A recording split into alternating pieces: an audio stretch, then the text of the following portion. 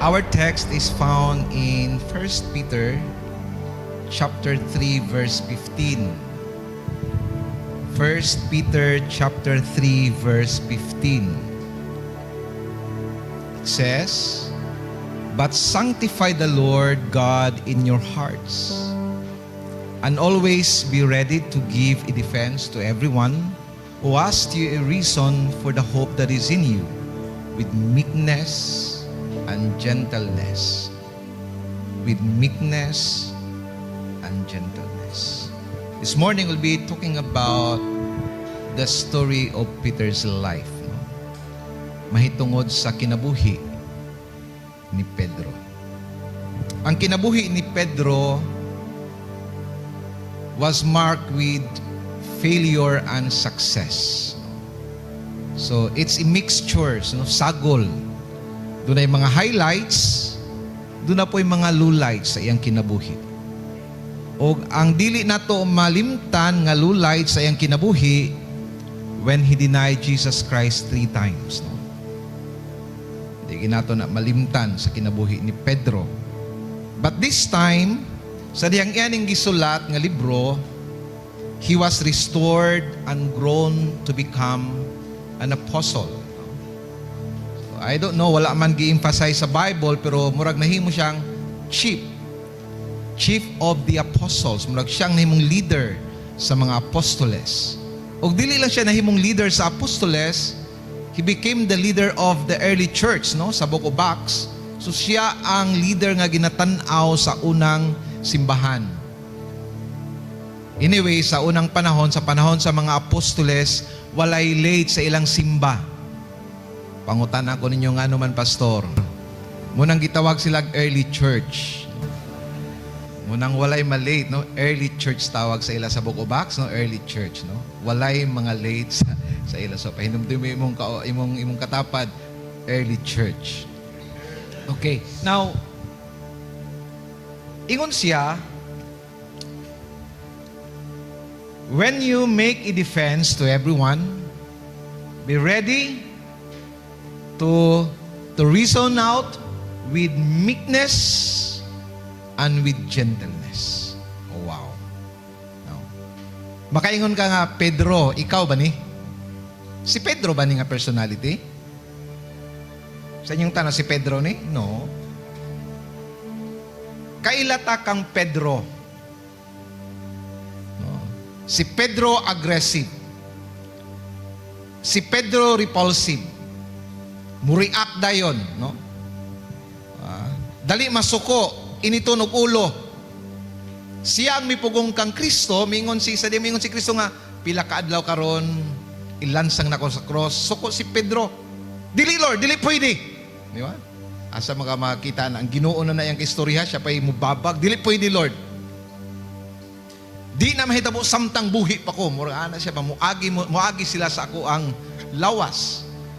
O atong panahon na gibadlong siya sa Ginoo, sa gibadlong kang Pedro, Satanas, pahawa. So siguro aning panahon na si Pedro nakamata na, nakaamgo na, ning papapil lagi kayo usahay, tignan siya Satanas. So, siguro aning mga panahon na wala na kay kapangutana si Pedro. Suguon siguro siya mga kauban, Pedro, pangutana si Juan, si Jesus. Yung Pedro, kamura pangutana, maignan na po Satanas. Mangutana ko sa inyo ha. Doon na ba'y anak din nga natawag og Satanas sa ilang ginikanan? Ikaw Satanas ha? Late na po ka. Na ba'y naignan din Satanas? Wala pa, di ba? So worst kaining kang Pedro, kay gignan siya ni Kristo, Satanas, pahawa. Then another pod, siya pod ang disipulo nga mi tigba sa dalunggan ni Malchus dito sa Garden of Gethsemane. Tama? Ug nagatuo ko nga dili dalunggan ang puntarya ni Pedro.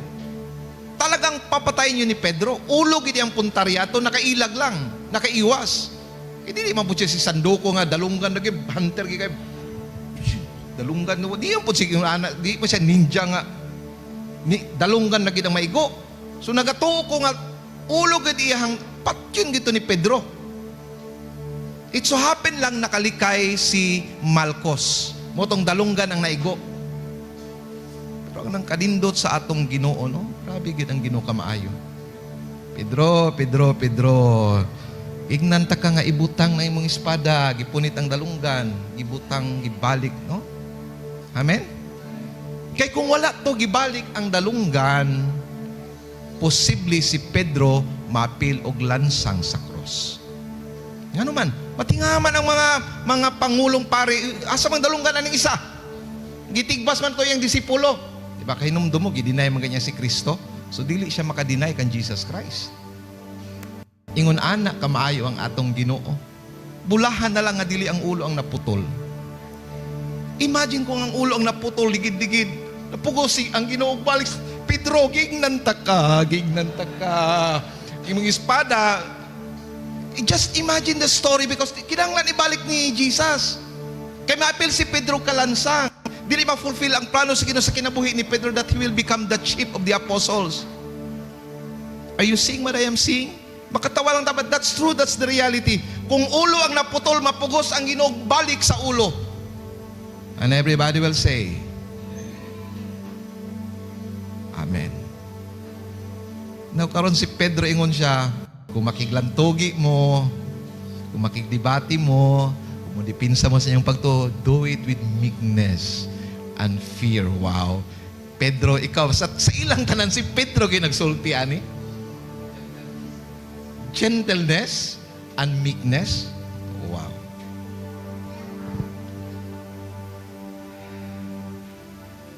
Ingon ang Ginoo sa iya, Peter, put your sword away. Wala na nasabdan ni Pedro. But many years after, it became the message of Peter. Mao na mga igsuon, pag-abot sa atong kinabuhi, we don't compartmentalize our life. We don't compartmentalize work and ministry. Family and ministry, dili sila lain igsuon. Your work is your ministry. Your family is your ministry. Dili sila managlahi. Ayaw isipa nga ang imong ginahimo sa simbahan mura na ang ministry. Because kung muna imong hunahuna, you will not become an effective minister sa gawas. Tanan nga atong natun-an dinhi sa simbahan, tanan nga atong nadunggan dinhi sa simbahan, dadon nato sa eskwelahan, sa trabahoan, bisag asa atong dadon sa gawas. Munang nagasimba kita. Dili kita mga sundalo, unsay moto sa mga sundalo? What you see, what you hear, what you feel, when you live it here. Inana mo mga sundalo. Unsay mo nakita, unsay mo nadunggan, pag mo gawas ka diri sa kampo, ibili na sa kampo. Pero sa atong mga Kristohanon, dili ta mga sundalo. Unsa ang atong nadunggan, nakita sulod sa simbahan, dad-o nato sa gawas. Mo nang niingon si Pablo, whatever you do, do it as for the glory of the Lord. Amen? Muna, when you work, hinumdumi Kristohanon ka. When you go to school, hinumdumi nga Kristohanon ka. Mo na bisan sa atong social media, sa atong Facebook, hinumdumi Kristohanon ka. Di ngayon mong katapat, Kristohanon ka. Hinumdumi Kristohanon ka. Bisag makig-away ka, hinumdumi Kristohanon ka. Bisag makig-away ka, unsaman? Ha? Unsaman imong prayer request, no? Hinumdumi Kristohanon ka. Unsaman imong prayer request? Before you are a worker, you are a believer. Before you are a student, you are a believer. It's my prayer nga sana makit-an sa mga katawhan sa gawas nga bisag di pa kamusulti makaila sila nga follower ka ni Jesus. Okay. Asa nagsugod ang calling ni Peter? Actually, ang nag-introduce kang Peter kan Jesus ang yang igsuon nga si Andrew. Og nagatuo ko nga dinhi sa atua daghay mga Andrew. Unsa man ang Andrew? Siyang nagatulay ba, naga-bridge. Kabalo ba mo nga masikat si Pedro kay kang Andrew? So usay nguna na nga ang katong imong gidala diha sa sabakan sa Ginoo mas gigamit sa Ginoo. Pero rejoice, why? Kay kung wala si Andrew, wala si Pedro. Usay gamiton lang ta sa Ginoo aron ipaila-ila tong tawhana kay dunay mission ang Ginoo para niya. atong palakpakan ng mga andro sa atong kinabuhi. I have a pastor still pastoring a small church today. Mas dako pa kog church na gidala kay sa iyaha. Siya ang andro sa akong kinabuhi. Siya ang nagpaila-ilaak sa ako sa Ginoo. Kinsa ang andro sa inyong kinabuhi? Kinom dumamo nga si Andro gihapon to nakakita sa bata. Apil ang bata gidiskitaan ba? Gusto ka makailagang Kristo. Kung wala si Andro, wala yung milagro sa atong feeding of the 5,000. Ang umang disipulo, wala pakialam si bata. Si Andro ra. Sana. Si Andro lang. Na ayaw i-underestimate ng ministry sa mga bata sa taas. So, Peter is just an ordinary fisherman, but he was serving an extraordinary God. He was not faithful all the time, but the God whom he served is faithful all the time. Amen? Wala siya background sa leadership. Anong nahimo man siyang leader? Mangingisda lang man siya. Muna ang ingon nato, no? Ang AI can give you revelation, can give you information. But only the Bible can give you revelation. AI can give you a lot of information. Pero bisan pag namo information igsoon, pag di mo musimba, it cannot give you revelation. Munang kinahanglan gihapon ka musimba. And everybody will say, Amen. Okay, asa nagsugod ang calling ni Peter? Pagpailaila ni Andro kang Pedro, wala pa sa gitawag sa Ginoo. Sa ilang second meeting, nahitabo ni katong namangka si Pedro nga wala sila'y kuha tibuok gabi. Remember the story? So, dili na lang ako kayo ni Ikuan. Ako na lang inarit because we are talking about the life story of Peter. Nagsugod ang calling ni Pedro sa dihang usa ka gabi, wala sila'y kuhang isda. Tibuok gabi, nang isda walay kuha. Niuli si Pedro ug naghipos sa iyang pukot, wala lang nanghipos nga nagsakit ang iyahang dughan.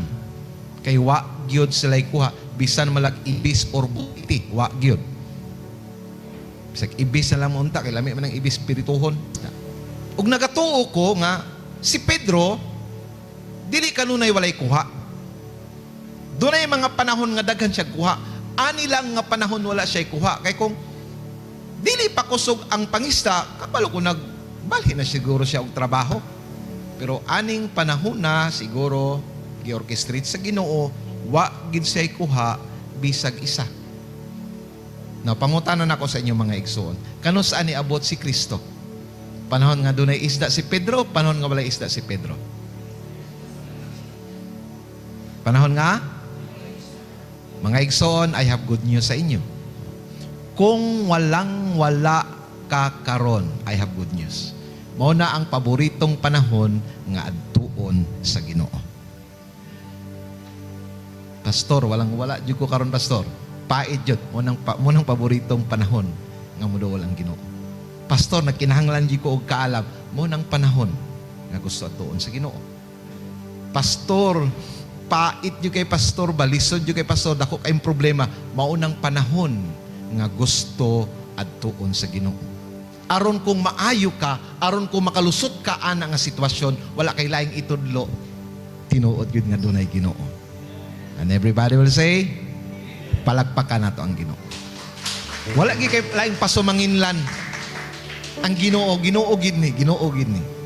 Okay? Luke chapter 5 verse 4 to 5 says, when he had stopped speaking, so nagwali si Jesus ani. So imagine ragod, just imagine the story ba.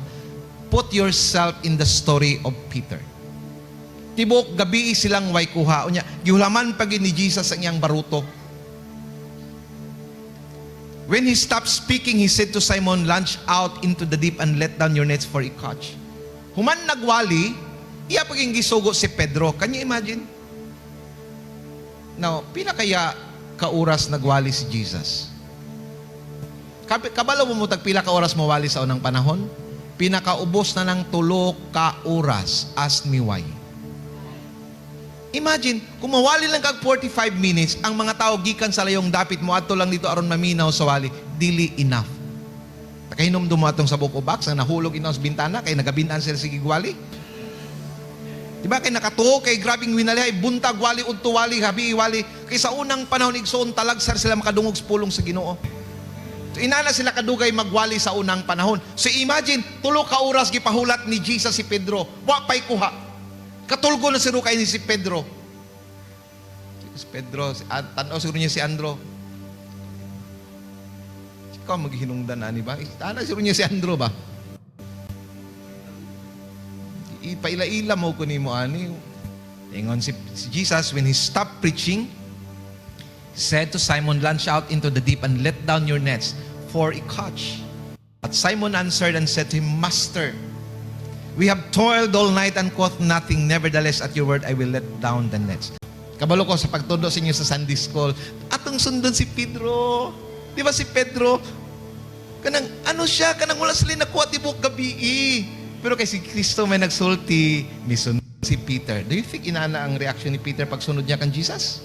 Now, imagine, unsang klase nga tao si Pedro? Isog. Bungoton, maskulado. Siguro, kung ato ning i-paraphrase, pag sure ba, kumo rabay ka, kumo magtutudlo ka, dili buti pasabot nga kabalo na kastanan. Tibok, gabi minanagat. Siguro inana ang tunada ba? Nakita ninyo the gravity of the conversation? Kapoy na kay siya, katulgo na kay siya, way kuha. Do you think, oh sige Lord, kaingon man ka, dili ingon ana. Kamo, kay magtutudlo mo, ayaw mo pag-isip, makabalo mo stanan, mangingisda ko, tibok, gabi minangisda, wa mi kuha. Pero sige lang, kaingon man ka. Pero na ipakapin, pero wa gani. Amen? Sige, ingon man ka. Pero guwa gani.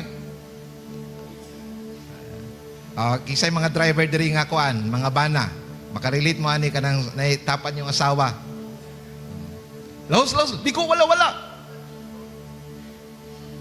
Sige, wala. Mawa kita. Di ba, makarelate mo ani? Mawala ganita. Mauning gibati ni Pedro, sige, ingon man ka, pero wala gani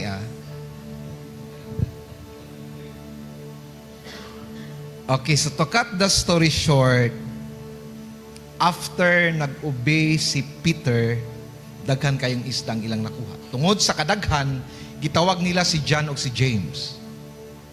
Pero nakapagkapos sila pagkaswapan, kaya ang ingon sa gospel, ilang gisinyasan. Ano ilang magisinyasan, Kuya Dexter? Ano ilang wa nila gitawag?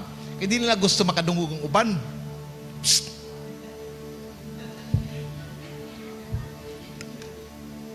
Swapan, Pedro, no? Basa ang Bible. Ag hindi ka kasabot sa story, sa Bible, if you will not put yourself. You will feel the intensity of the story. You will enjoy the story. Gisinyasan doon yung mga kauban. Anong wala yung singgit? You know what? Water is an amplifier. Nganong si Jesus, science ni. Nganong si Jesus gusto magwali sa tubig? Sa unang panahon, walay microphone, igsoon. And water serves as an amplifier. It will amplify the voice. Musulti ka din nilayo ang maabtan sa imong tingog tungod sa tubig. So, pwede ko sila mo singgit. Pero sinyas lang si Pedro kay sayangan sa Verse 8. It says, when Simon Peter saw it and realized, he fell down at Jesus' knees, saying, "Depart from me, for I am a sinful man, O Lord." Wow. Bakit ganito ang reaction ni Peter? Kung ako si Pedro, wow! Tagang is the Lord, ugma na po Lord. He said, "Depart from me, I am a sinful man." Sa ilang kultura sa unang panahon sa mga Hudyo, kung hinlo ka, magunitan ka sa hugaw, matakdan ka sa kahugaw. Ingon ana ang ilang kustombre sa unang panahon. Munang dili madawat sa mga Hudyo because they think, no, of themselves nga mga hinlo sila.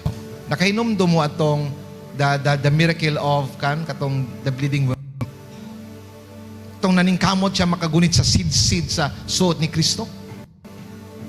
Na si Kristo, kinsa ang nagunit sa ako? Ang Biblia nagkurog-kurog ang babae kahadlok. Nganong nagkurog-kurog man siya sa kahadlok?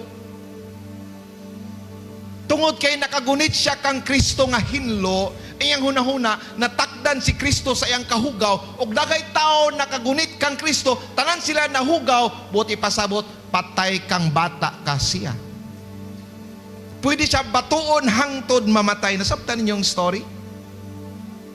Because she was thinking nga nahawa na si Kristo sa iyahang kahugaw and natakdan ang tanang mga tao nga nigunit kang Kristo. But Jesus said, your faith has made you whole. Amen? Kahinomdom mo kang Isaiah, ingon sa Isaiah, woe to me, because I have seen God in His throne. I am a sinful man, is sinful in my tongue, in my lips. Makasasala ko, nakakita ko sa Ginoo, mamatay gyud ko. Sa unang panahon ni Igsoon, dili pwede mag-uban ang tao ang Ginoo. Because if you see God, the Holy God, you will die. Muni ang gibati ni Pedro. Ingon si Pedro, dili ni tao ang akong kauban. If He is God, if I touch this God, surely I will die. Mutayin siya. Depart from me, I am a sinful man.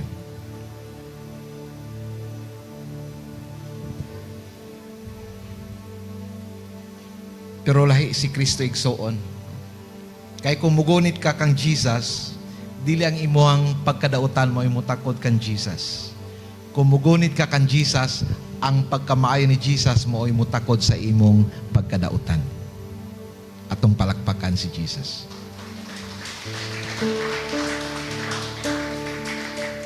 Brad, simba sa ta, Brad. Dili sa ko magsimba, pastor. Maulo ko. Kasasala kay ko. Mubit ang musimba ta, karon matakdan ka ni Kristo. Una ba'y mangutana diri sa inyo, Brad, magpakarwas ta. Ay, maulo ko, hugo kay kong sakyanan. Huwag kayo magpakarwas ka, kaya aron malimpyuhan imong sakyanan. Amen? Mubito ng musimba ta, aron makuha na tong sungay. Musimba ta, aron matakdan tas Ginoo. Amen. That's irong theology. Di sa kumusimba kay inom pamanggo ko. Di sa kumusimba kay gakuan pa mo. Mubito ng musimba ta, aron matakdan ta sa pagkabuutan sa atong Ginoo. Palakpakan nato ang Ginoo. Fast forward. Sa unang pagpakita ni Jesus sa mga disipulo, naaba si Pedro. Do you think na si Pedro? Sa una niyang pagpakita sa mga disipulo. Wala na si Judas. 11 na lang ka mga disciples. Pangutana, nakakaya si Pedro sa permirong pagpakita ni Kristo sa mga disipulo. Ang tubag, naa. Kinsay wala? Si Tomas. Di mo to Tomas, istoryahe. Panaw lagi, si Kristo na panaw. Mutuo ko makita ko. After 8 days, nagpakita na po si Kristo sa iyang mga disipulo. This time, naa na si Tomas. Pangutana, naa ba si Pedro? Naagi hapon. Ingon si Tomas, Ginoo, ikaw gyud ay ang Dios. Kasi tubag ni Jesus kang Tomas, mituo ka kay nakakita ka kanako. Apan bulahan katong mga tao nga mituo bisag wala makakita kanako. Kita to mga igsoon, bulahan si Pastor Maynard. Gipropesiya na, bulahan silang Pastor Maynard. Mutuo sila sa ako bisag wala sila kakita sa ako. Bulahan si Brother Alan. Brother Alan ako nga, kay kusog mo pakpak. Bulahan si Brother Alan. Kay mituo siya nga wala nakakita. Gipropesiya ng daan. Abi ni mo Tomas, bulahan si Brad Alan. Kay kato si Brad Alan puhon, mutuo to sa ako bisag wala makakita. Amen. Pangutana, naa ba si Pedro during the time? Naa. Dindiri ko nakapangutana when I put myself in the story, why Peter is so silent? Hulo, na-born again na si Pedro. Kaya kung nabanhaw si Kristo kaguliyang ang mga disipulo, tuloy ang laban. Ano siguro, tuloy ang laban. Nabuhi ang atong manluluwas. Nagkaguliyang ang mga disipulo tungod na banhaw na si Kristo, apan si Pedro nagpadaplin ng giting tao. Why? Nga no? Nakasala si Pedro. Naa siya, pero dili lang gid siya muduol.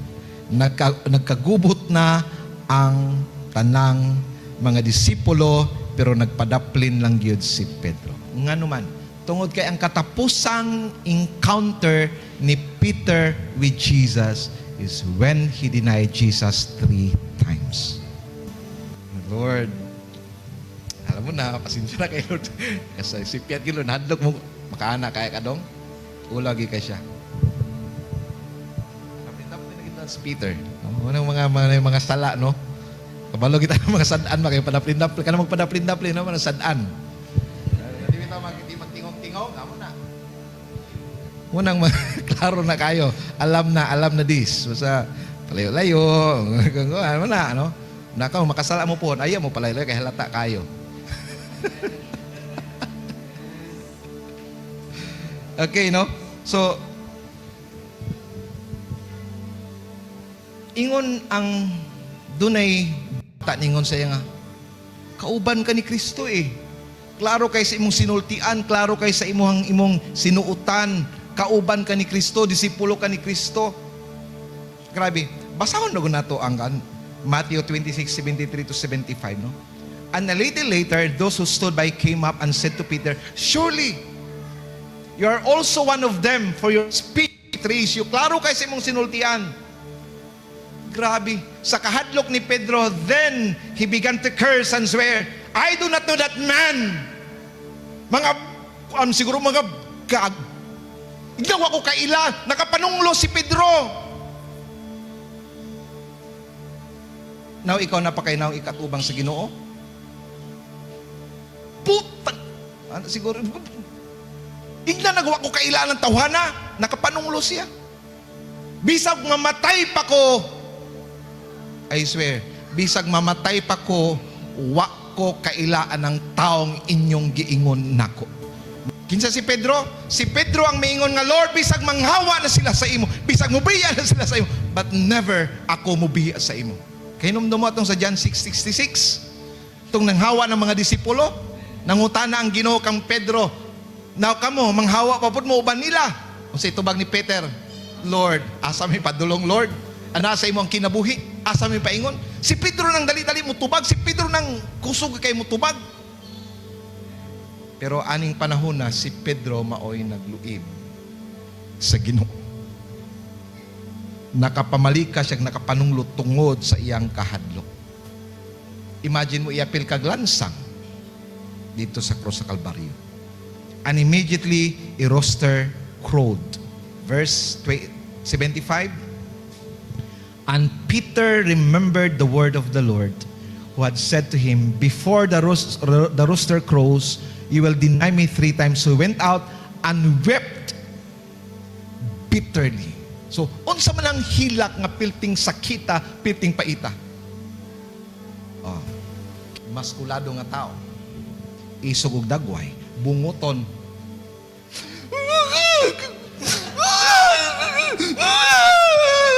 Sorry.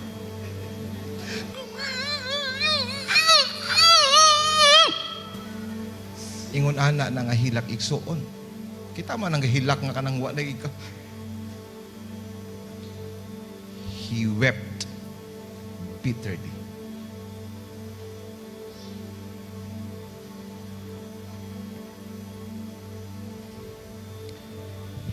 John 21 verse 3. After the appearance of Jesus Christ, Simon Peter said to them, I am going fishing. Oh. Miskin nabuhi na si Kristo, balik na yung pangisda. I am going fishing, they said to him. We are going with you also. They went out and immediately got into the boat, and that night they caught up nothing. Ikaduhan na nila ng pangisda. Human nga nag-uban sila, Peter decided, dili na ko pwede din ha. Nakasala ko sa atong manlulumas. Mubalik na lang kong pangisda. Kinsay nakabati pareha na kang Pedro. Balik na lang ko sa kuan eh. Undang na lang ko kuan kay biyaan man ako. Maning ibati ni Pedro igsoon. And what I like about the other apostles, about the other disciples. See, ubanan ka na mo. Amen? Ubanan ka na mo. Wala ningon ng mga disipulo muna papapil-papil, pabida-bida. Karon di undang man di ay. Giwalihan ba siya sa mga disipulo? Gignan bitaw kayo kaog karni, tanawa karon no. Wala, giubanan man siya. Balik ko pangisda, Brad. Uban pa. Munang gitawag natog empathize, munang gitawag natog sympathize. Ibutang ang imong kaugalingon sa gibati sa imong igsuon. Some of you were not here last Wednesday. Unsang buti pasabot na ng empathize? Empathize buti pasabot kung si Dudong gilatigo og isagatos ka bisis. Gusto ko mo empathize kang Dudong sa buhaton nako. Brad, pila naka bunal kang Dudong? 75 na Brad, kinakasala man gud ni. Pila pay kulang Brad? 25 pay kulang. Ako na lang na Brad. Mo nang gitawag nga empathize. You are sharing with the burdens. Dili kay pwede nang mag-ampo lang mi sa imo Brad. Kung doon naman lang kayo ikatabang, ikahatag, idunol po siguro. You are putting yourself in his situation. Unsa kaya yung palit tambal? Unsa kaya napakisay gilugaw karon, napakisay gikaan nga bugas? Okay, unsa man naging sa disipulo, giubanan nila si Pedro. So mga igsoon, lesson sa ato. Kung dunay igsoon nimo nga siguro na backslide or na pandol or nakasala, ayaw sa walihi, uban nilang sa. Di ngayon mo katapat, uban nilang sa. Uban nilang sa. Kapilas siya gipangutanan ni Kristo. Sa pangutanan ni Kristo, Peter, do you love me? Yes, Lord, I love you. Really? Do you really, really, really love me? Yes, Lord, you know that I love you. Really? Do you really, really, really, really, really, really, really, really love me? Yes, Lord, I really love you. Katulog po siya ipangutan. Kapila niya gidinay si Kristo? Kapila siya ipangutanan ni Kristo? Kung asa nahagba si Pedro, dito siya gipabangon sa Ginoo. God is a God of restoration. Palakpakan na ito ang Ginoo. Iksoon kung asa ka nahagba, kung mo-cooperate lang ka sa plano sa Ginoo, dito ka patindugog balik sa atong Ginoo.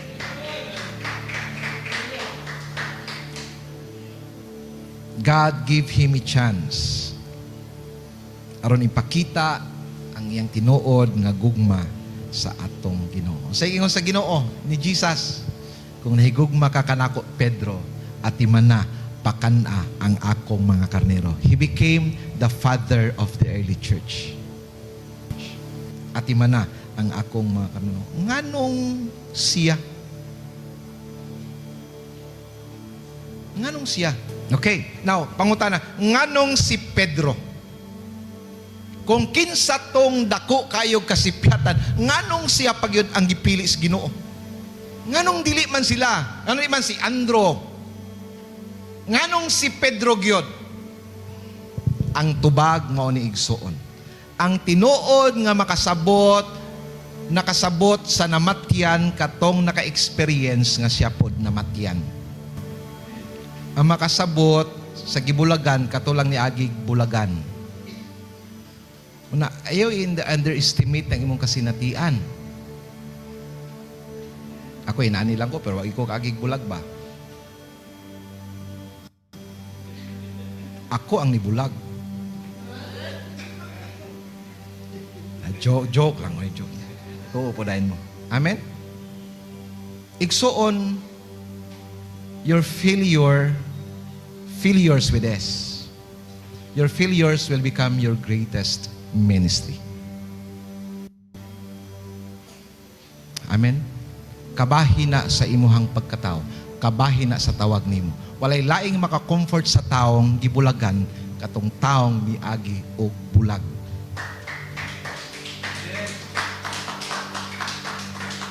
Amen?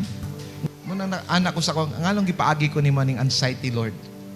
Kaya ako lang makasabot sa taong doon na po'y anxiety. Kaya nga naman, nakaagi ko unsa ang anxiety. Ingon ang Ginoo kang Pedro, napakyas ka. Anyway, no, kanang mamatyan, no? Ay, sa mo pag-comfort dito nga, Brad. Namatyan maka Brad, no? Pero happiness is a choice.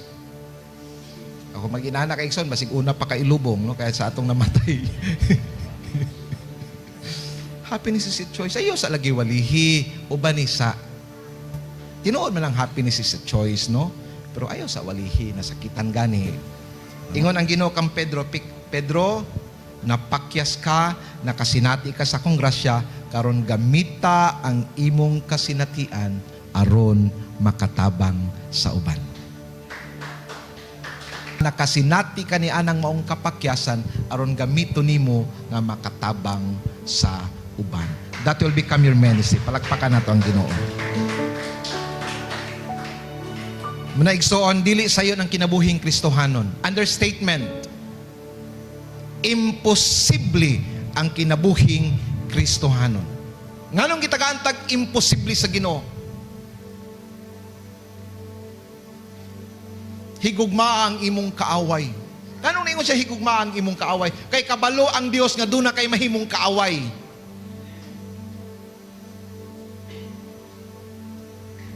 Ingon siya, higugmaa ang imong kaaway, imposible na kayo buhaton.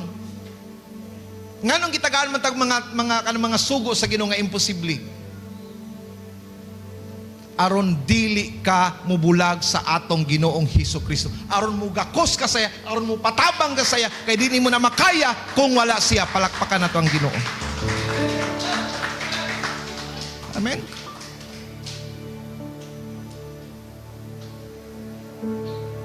Umangutan ako ninyo, kaya ba higugmaon imong asawa sa tanang panahon? Mga asawa, bana ninyo, kaya ba higugmaon yung bana sa tanang panahon? Ha? Dili, imposible. Na yung mga panahon, pastor, nga lami na kibiyaan. Pero gihatag na sa Ginoo nga sugo sa ato mga bana, higugmaa ang imong asawa. Na kaya ba higugmaa ang asawa sa ibong panahon? Dili. Imposible para mangayo kag tabang sa atong Ginoo.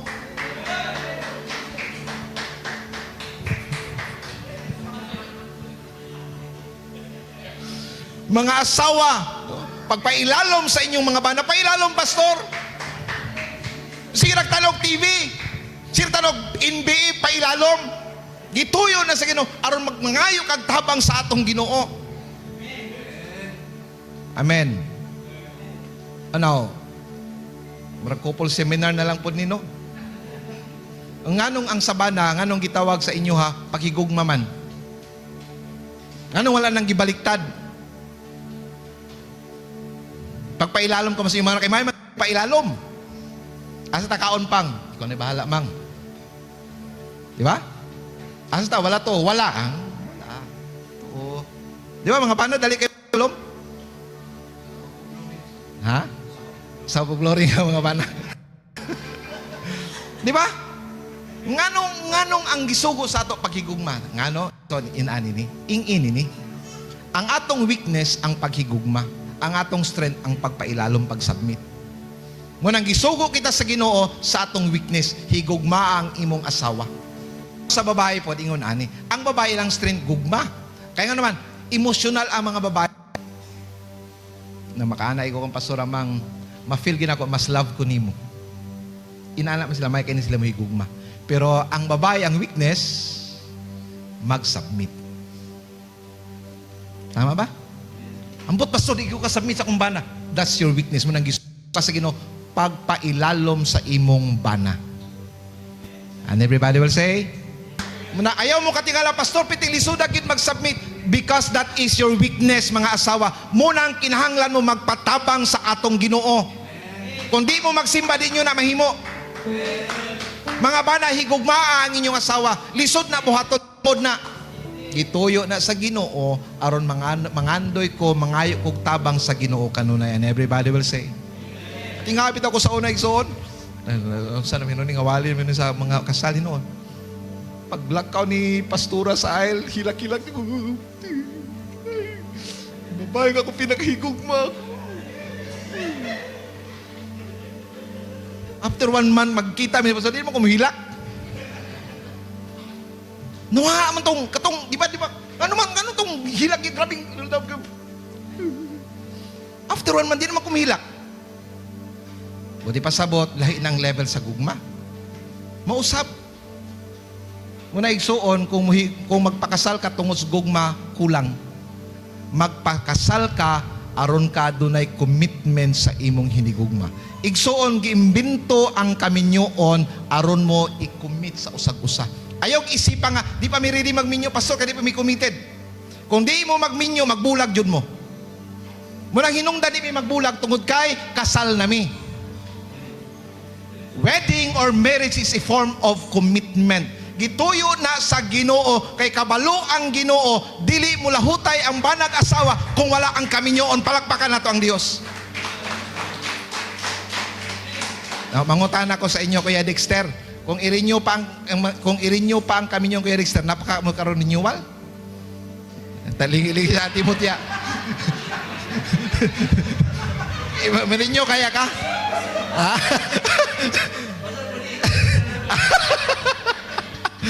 Na kaya mo rin nyo? Wala mo nang gituyo sa Ginoo, kay kabalo ang Ginoo, that's our weakness. Munang dunay kasal, aron dili magbulag ang naas kaminyoon. It's the protection for husband and wife. Nagpakasal ko, dili tungo kay higugma lang nako kong asawa. Importante ang love because that will spark. Mag-ignite ba? Marino naman pakasal ko kay higugma na ako siya, pero dili magpabilin akong gugmadong. Di ba, pagkasal mo, kabalo ko, maghilak-hilak ka. Pero sunod adlaw, tingamata mo hilak pa ka. Kasabot ko na, kay kaagi mo ko na. Pero importante kaayo ang gugma. Minota, anong importante ba ng gugma? Munang mag-spark. Kita mo anang silin? Paano? Mo spark, di ba? Ana, para mo, siga. Oh. Now, kung ang gugma spark, pagluto daw mo og kanon, spark lang bitaw. Maluto ba? Maluto? Why? Because it needs commitment, kinanglan ng siga. Munang kinanglan ng kasal. And everybody will say, ay, tingay mo katabi siya nga unit Bible study. Dili mo magminyo tungod kay higugma mo. Magminyo ka kay willing na ka mo commit sa imong kaugalingon sa iya. This is it. I will commit myself to this man, to this woman. Kaya kung dili ka mo commit, may posibilidad magbulag mo. Pero di, pwede nga, walay gugma. Kinahanglan ng gugma because mo nang mag-spark.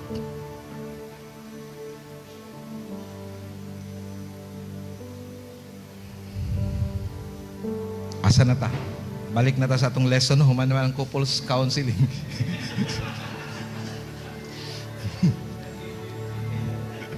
John 21:18 to 19.